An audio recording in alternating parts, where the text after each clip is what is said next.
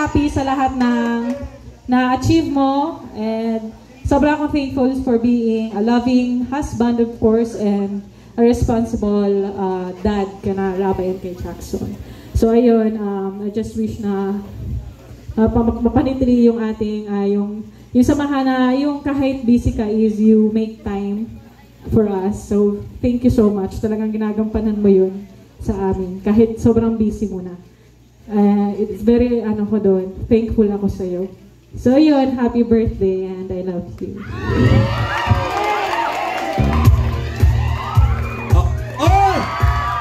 Hindi ko nakita. Ay, sabi ni Jack sa gilid na, bakit hindi sa ibuo na natin? Okay, gusto nyo... Isa pa, parang kilig na, daliin nyo. Pag hindi mo ginawa, ako gagawa. 1, 2, 3, 4.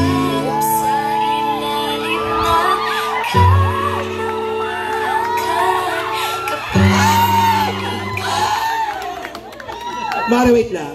Dito ka lang sa labay ko. Wait lang. Isisingit lang daw natin para makasalita daw si Papa mo. Ayan, tawagin natin si Kuya Bal.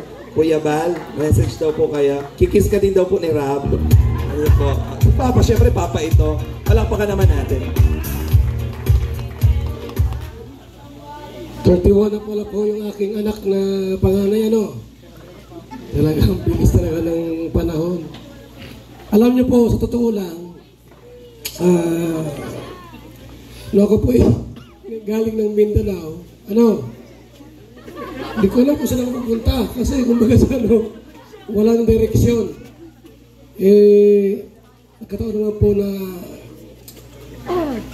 meron kong kamag-anak sa Manila. Napunta ako sa Manila.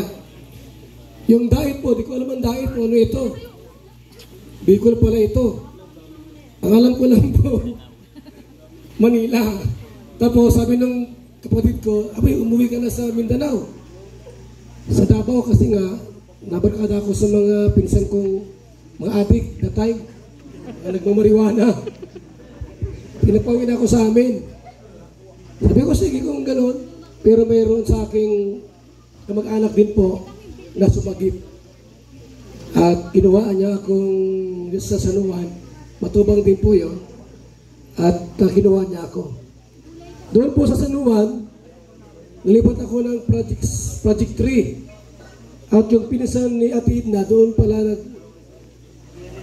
nakilala ko doon. Pinsan niya. Tapos nag-invite na punta ako ng Bicol. Diyan sa Labo. Ilang simula. Nung ako nakapunta ng Labo, ng Norte, hindi na ako nakabalik ng Davao at nakilala ko si Ate Edna. At doon nagsimula na siyempre kumbaga sa to yung pinanak yung panganay namin Kalinga Prab. So 31 na pala nakalipas. Kailan lang, ang bilis talaga ng panahon.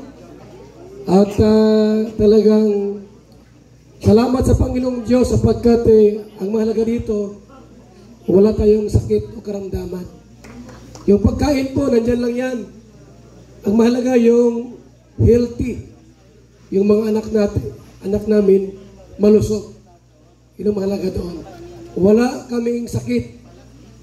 Walang high blood, diabetes, or anumang sakit. Salamat sa Panginoong Diyos. Yun lang. Kiss niya daw po si Rab. Kiss daw po. Ay! Pambihira. Ayan. Dito ka muna. Ayan. Akala ko si Rab, si Kuya Bal. Halika. Kasi kanina pa sila kinikilig. Kinilig ba kayo sa kiss? Kinilig sila sa kiss. Birthday ni Rab. So feeling ko ikaw yung magiging daan para mas maging masaya siya ngayong gabi dahil birthday niya. Bilang gift, pwede mo bang isayaw ang iyong asawa? Kami na, lahat kasi ng love team kinikilig kami, pero gusto naming mas maramdaman pa yung tunay na kilig doon sa mag-asawa. Rab, Jack, the floor is yours. Isayaw. Palakpakan naman natin, Mr. and Mrs. Tatuba, wearing Jejemon outfit.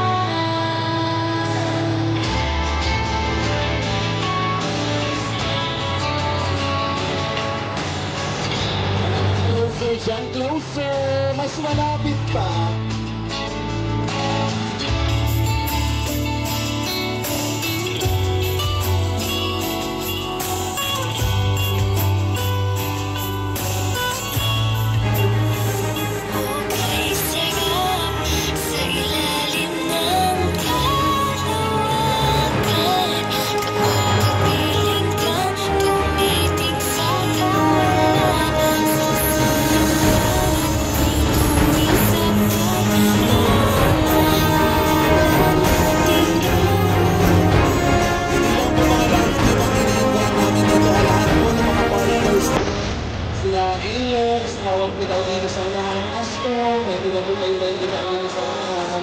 Bakit naman ilang pag-ibig sa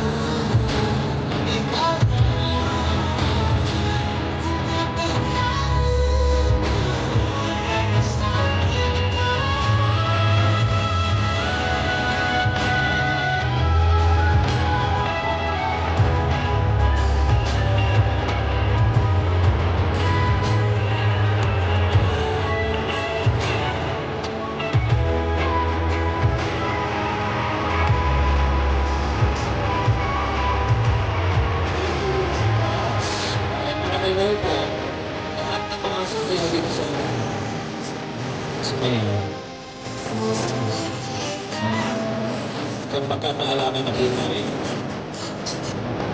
na kayo. Yan.